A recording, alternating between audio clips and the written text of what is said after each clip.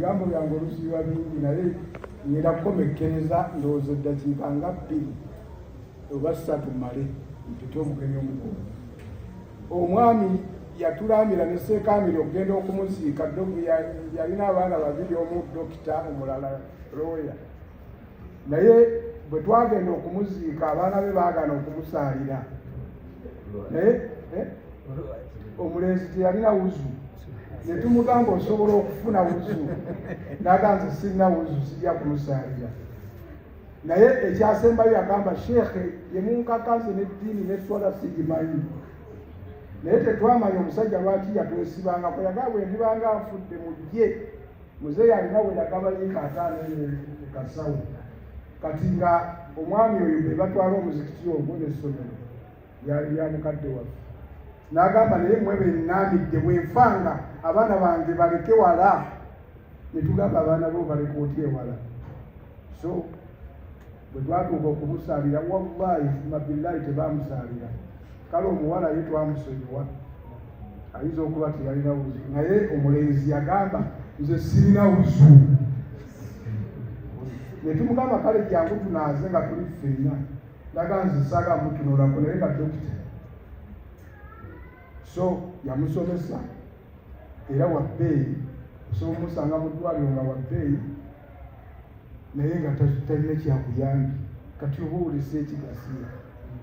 Leka omwana nga asobola okukusalira. Ate nga byonna asobola okubisoma.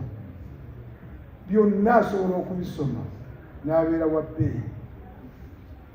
So mbakuutira osweikum bitaqwa Allah, okutya Allah. Mumanye ila asbahatan fala tantafiru masaa.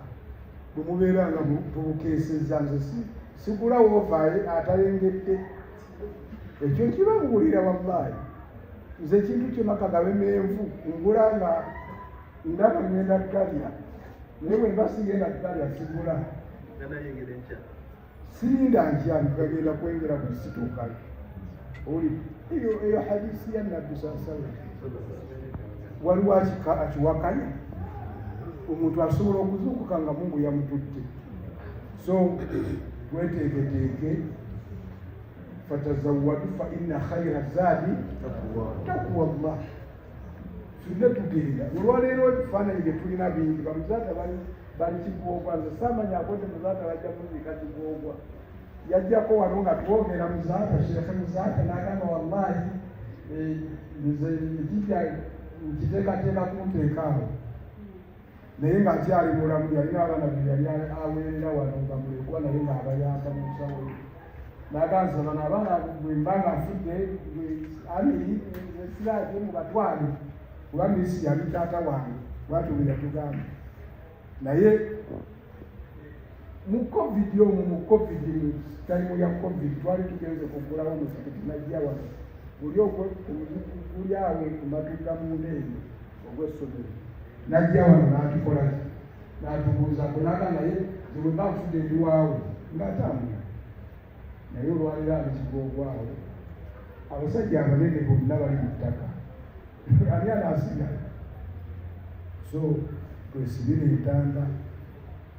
Nammwe abaana mwesibire entanda. Nze nsiba mbagamba wano twakafirwa abaana 3 nga bato. Nabaga nti mulaba omwatuleseewo mwali mulowooza nti muli bakulu. Kati olwaleero wano waliwo abaana nga balina pressure naye nga myaka 18. Oyo ye Allah zenteekateeka ze obulamu yabwesigalira. Wama tadri nafsu maadha taksibu ghadan ate wama tadri nafsu bi ayyi ardin tamut.